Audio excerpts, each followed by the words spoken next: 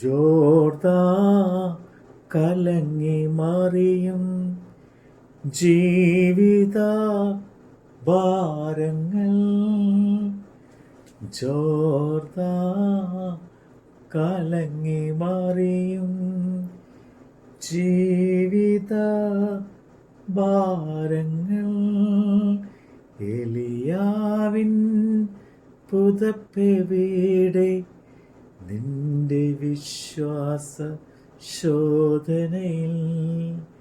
എലിയാവിൻ പുതപ്പെവിടെ നിന്റെ വിശ്വാസ ശോധനയിൽ. എണ്ണി എണ്ണി സ്തുതിക്കുവാൻ എണ്ണമില്ലാത്ത കൃപകളിനാ ഇന്നയോളം തൻ ഭുജത്താ നിന്നെ താങ്ങിയ നാമമേ. ഇന്നയോളം തൻ ഭുജത്താ നിന്നെ താങ്ങിയ നാമമേ. വിശുദ്ധ ലൂക്കോസിന്റെ സുവിശേഷം 2-ാം അധ്യായം. ആ കാലത്ത് ലോകമൊക്കെയും പേർവഴി ചാർത്തണമെന്ന് ഔഗസ്തോസ് കൈസറുടെ ഒരു ആജ്ഞ പുറപ്പെട്ടു. കുറേന്യോസ് സുറിയ നാട് വാഴുമ്പോൾ ഈ 1-ാമത്തെ ചാർത്തൽ ഉണ്ടായി.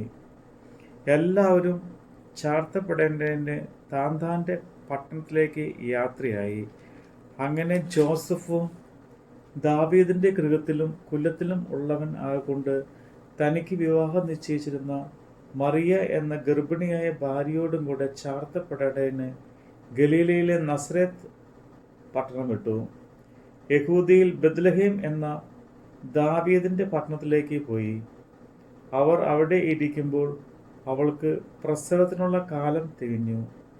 അവൾ ആദ്യജാതനായ മകനെ പ്രസവിച്ചു. ശിലകൾ ചുറ്റി വഴി അമ്പലത്തിൽ അവർക്ക് സ്ഥലമില്ലായകയാൽ പശു തൊട്ടിയിൽ കിടത്തി. അന്ന് ആ പ്രദേശത്ത് ഇടയന്മാർ രാത്രിയിൽ ആട്ടിൻകൂട്ടത്തെ കാവൽ കാത്തു വെളിയിൽ പാർത്തിരുന്നു. അപ്പോൾ കർത്താവിൻ്റെ ഒരു ദൂതൻ അവരുടെ അരികെ നിന്നു.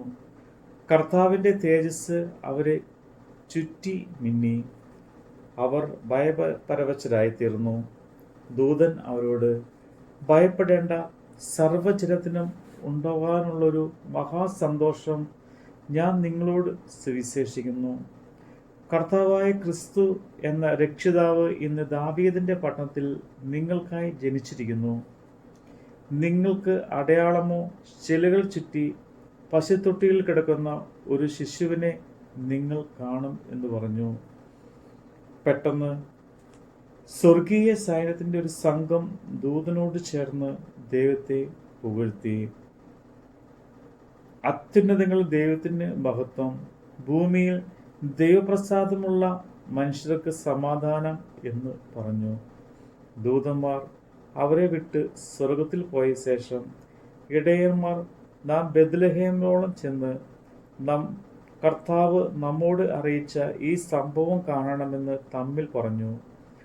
അവർ ബന്ധപ്പെട്ട് ചെന്ന് മറിയയെയും ജോസഫിനെയും പശുത്തൊട്ടിയിൽ കിടക്കുന്ന ശിശുവിനെയും കണ്ടു. കണ്ട ശേഷം ഈ പൈതലിനെ കുറിച്ച് തങ്ങളോട് പറഞ്ഞ വാക്ക് അറിയിച്ചു. കേട്ടവരെല്ലാവരും ഇടയന്മാർ പറഞ്ഞതിനെ കുറിച്ച് ആശ്ചര്യപ്പെട്ടു. മറിയ ഈ വാർത്തയൊക്കെയും ഹൃദയത്തിൽ സംഗ്രഹിച്ച് ധ്യാനിച്ചു കൊണ്ടിരുന്നു. തങ്ങളോട് അറിയിച്ചതുപോലെ ഇടയന്മാർ കേട്ടതും കണ്ടതുമായ എല്ലാറ്റിനെയും കുറിച്ച് ദൈവത്തെ മഹത്വപ്പെടുത്തി പുകഴ്ത്തിക്കൊണ്ട് മടങ്ങിപ്പോയി. പരിച്ഛേദന കഴിപ്പാനുള്ള 8 ദിവസം തികഞ്ഞപ്പോൾ അവൻ ഗർഭത്തിൽ ഉൽപ്പാദിക്കും മുമ്പേ ദൂതൻ പറഞ്ഞ പോലെ അവന് യേശു എന്ന് പേർ വിളിച്ചു.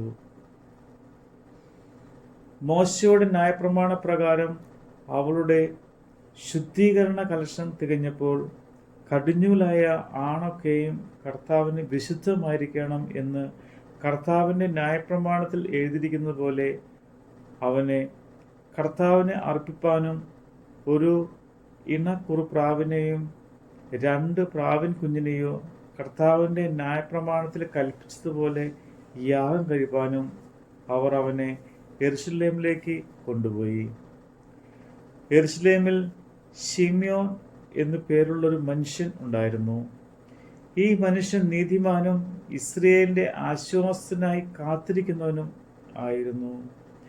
പരിശുദ്ധാത്മാവ് അവൻ്റെ മേൽ ഉണ്ടായിരുന്നു.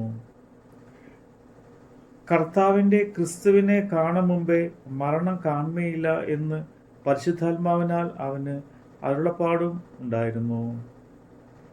അവൻ ആത്മനിയോഗത്താൽ ദൈവാലയത്തിൽ ചെന്ന് യേശു എന്ന പൈതലിനു വേണ്ടി ന്യായപ്രമാണത്തിൻ്റെ ചട്ടപ്രകാരം ചെയ്യുവാൻ അമ്മയപ്പന്മാർ അവനെ അകത്ത് കൊണ്ടുചെന്നപ്പോൾ അവൻ അവനെ കയ്യിൽ ഏന്തി ദൈവത്തെ പുകഴ്ത്തി.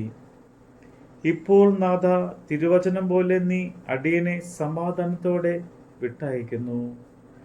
ജാതികൾക്ക് വെളിപ്പെടുവാനുള്ള പ്രകാശവും നിന്റെ ജനമായ ഇസ്രയേലിന്റെ മഹത്വത്തിനായി നീ സകല ജാതികളുടെയും മുമ്പിൽ ഒരുക്കിയിരിക്കുന്ന നിന്റെ രക്ഷയെ എൻ്റെ കണ്ണ് കണ്ടുവല്ലോ എന്ന് പറഞ്ഞു. ഇങ്ങനെ അവനെക്കുറിച്ച് പറഞ്ഞതിൽ അവൻ്റെ അപ്പനും അമ്മയും ആശ്ചര്യപ്പെട്ടു. പിന്നെ ശിമ്യോൻ അവരെ അനുഗ്രഹിച്ച് അവൻ്റെ അമ്മയായ മറിയയോട്, അനേക ഹൃദയങ്ങൾ വിചാരം വെളിപ്പെടേണ്ടതിന് ഇവനെ ഇസ്രയേലിൽ പലരുടെയും വീഴ്ചയ്ക്കും എഴുന്നേൽപ്പിനും മറുത്തു പറയുന്ന അടയാളമായി വെച്ചിരിക്കുന്നു. നിന്റെ സ്വന്തം പ്രാണനിൽ കൂടിയും ഒരു വാൾ കടക്കും എന്ന് പറഞ്ഞു. ആശേർ ഗോത്രത്തിൽ ഫനുവേലിന്റെ മകളായ ഹന്ന എന്നൊരു പ്രവാചകി ഉണ്ടായിരുന്നു.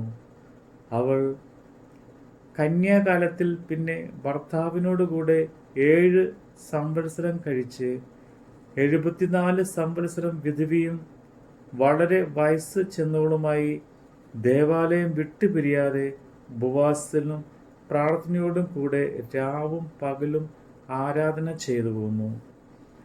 ആ നാഴികയിൽ അവളും അടുത്തുനിന്ന ദൈവത്തെ സ്തുതിച്ചു. യെരുശലേമിന്റെ വീണ്ടെടുപ്പിനെ കാത്തിരുന്ന എല്ലാവരോടും അവനെക്കുറിച്ച് പ്രസ്താവിച്ചു. കർത്താവിൻ്റെ ന്യായപ്രമാണത്തിൽ കൽപ്പിച്ചിരിക്കുന്നതൊക്കെയും നിവർത്തിച്ച ശേഷം അവർ ഗലീലയിൽ തങ്ങളുടെ പട്ടണമായ നസ്രത്തിലേക്ക് മടങ്ങിപ്പോയി. പൈതൽ വളർന്നു, ജ്ഞാനവും നിറഞ്ഞു, ആത്മാവിൽ ബലപ്പെട്ടു പോന്നു, ദൈവകൃപയും അവൻ്റെ മേൽ ഉണ്ടായിരുന്നു. അവൻ്റെ അമ്മയപ്പന്മാർ ആണ്ടുതോറും പെസഹ പെരുന്നാളിന് യെരുശലേമിലേക്ക് പോകും. അവന് 12 വയസ്സായപ്പോൾ അവർ പതിവ് പോലെ പെരുന്നാളിന് പോയി. പെരുന്നാൾ കഴിഞ്ഞ് മടങ്ങിപ്പോരുമ്പോൾ ബാലനായ യേശു യെരുശലേമിൽ താമസിച്ചു. അമ്മയപ്പന്മാരോ അറിഞ്ഞില്ല.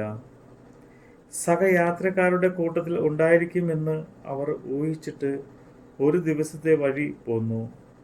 പിന്നെ അവനെ ബന്ധുക്കളുടെയും പരിചയക്കാരുടെയും ഇടയിൽ തിരഞ്ഞു. കാണാഞ്ഞിട്ട് അവനെ അന്വേഷിച്ചുകൊണ്ട് യെരുശലേമിലേക്ക് മടങ്ങിപ്പോയി.